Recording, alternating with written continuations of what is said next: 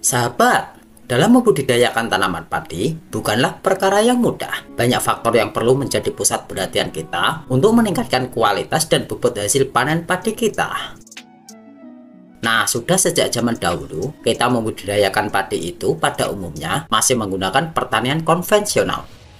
Perkembangan ilmu pengetahuan membawa budidaya tanaman padi ke dalam era baru dengan berbagai inovasi terbaru guna meningkatkan hasil panen kita.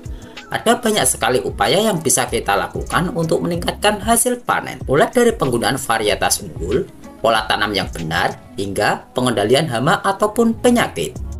Selain itu, ada juga zat pengatur tumbuh yang bisa kita gunakan untuk merangsang pertumbuhan anakan padi, meningkatkan total malai, meningkatkan bobot hasil panen, dan meningkatkan pertumbuhan tanaman.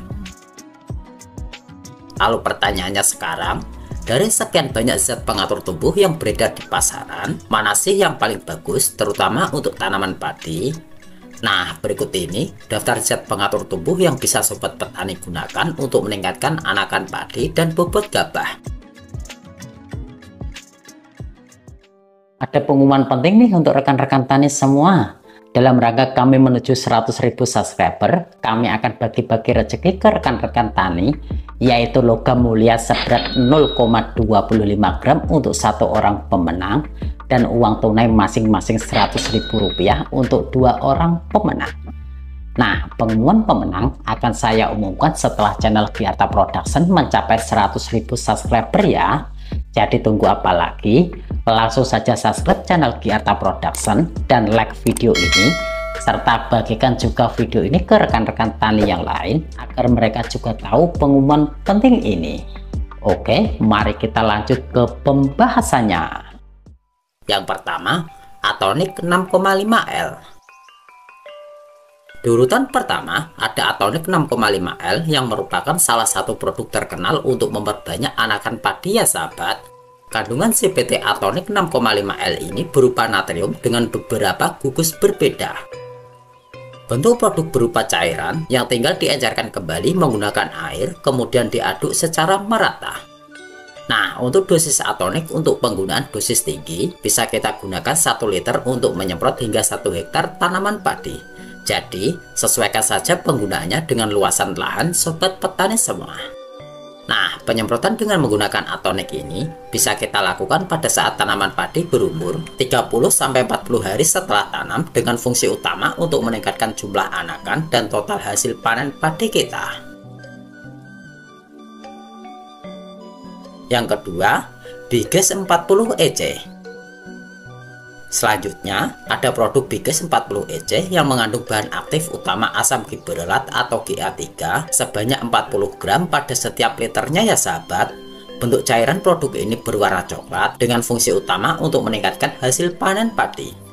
Nah, pengaplikasian pada tanaman padi sendiri bisa kita lakukan dengan dosis 57,14 ml untuk setiap hektar tanaman padi. Encerkan terlebih dahulu Biges 40 EC, kemudian aplikasikan saat tanaman padi kita telah berusia 30, 50, dan 70 hari setelah tanam. Pengaplikasian secara berkala ini diberikan supaya setiap aplikasi tanaman padi kita bisa terus terstimulasi untuk meningkatkan hasil panen. Untuk yang ketiga, Decamon 22,43L. Decamon 22,43L menjadi salah satu zat pengatur tumbuh dengan bahan aktif di dalamnya berupa natrium paranitrofenol, natrium dinitrofenol, natrium ortonitrofenol, serta natrium 5 nitroguaiacol. Nah, kandungan produk ini mirip dengan Atonic 6,5L ya sahabat, dengan bentuk cairan yang punya fungsi utama meningkatkan hasil tanaman padi kita. Jika kita ingin melakukan rangsangan memperbanyak malai atau anakan, lakukan penyemprotan dengan campuran 1 ml per liter air ketika tanaman padi kita sudah berusia 10 hari setelah tanam. Jika ingin mendapatkan hasil tanaman yang lebih tinggi lagi, maka penyemprotan yang diberikan kita lakukan dengan dosis lebih tinggi lagi, yaitu 1 ml per liter air. Yang keempat, Kelpak 10/0,031 SL. Jika sobat petani menginginkan CBT dengan kandungan bahan aktif berupa hormon yang sudah pasti berkolerasi positif dengan meningkatkan produksi padi, maka Kelpak adalah yang paling cocok. Nah, kandungan produk ini berupa hormon auksin dan sitokinin yang berfungsi meningkatkan jumlah maleh padi kita. Kedua hormon tersebut sangat penting untuk mendapatkan fase vegetatif dan generatif padi secara maksimal ya sahabat. Aplikasi CBT ini bisa kita lakukan pada saat perendaman benih sebelum semai dengan dosis 5 ml per 1 liter air. Kemudian, aplikasikan susulan ketika padi kita berusia 30 hari setelah tanam dengan dosis 2 liter per hektarnya. Yang kelima, Gipgro 10 SP. Yang terakhir ada Gipgro 10 SP yang berbentuk mirip seperti tepung dalam saset berukuran kecil untuk aplikasi secara berkala. Gipgro 10 SP memiliki bahan aktif asam gibberelat 10% dengan fungsi sama seperti asam gibberellin yang merangsang pembelahan sel tanaman padi.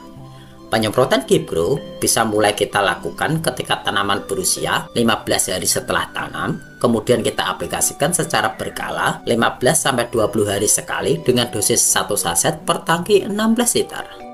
Fungsi utama asam gibberelat ini bisa membantu kita mendapatkan lebih banyak anakan sekaligus meningkatkan hasil gabah ketika panen nantinya.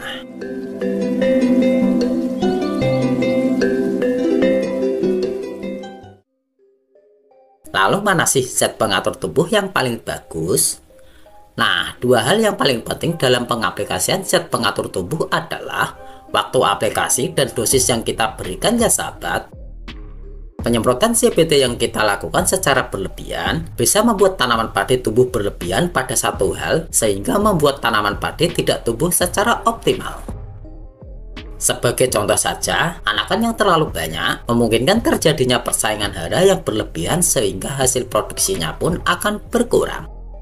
Nah, saya sarankan selalu gunakan CBT dalam batas wajar sesuai dengan anjuran pemakaian agar tidak terjadi abnormalitas pada tanaman padi kita ya sahabat. Lalu menurut kalian, dari beberapa daftar yang telah saya informasikan tadi, mana sih CBT yang paling bagus menurut pengalaman sobat petani semua? Yuk sharing pengalamannya di kolom komentar ya.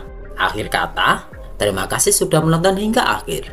Dan salam sukses petani Indonesia.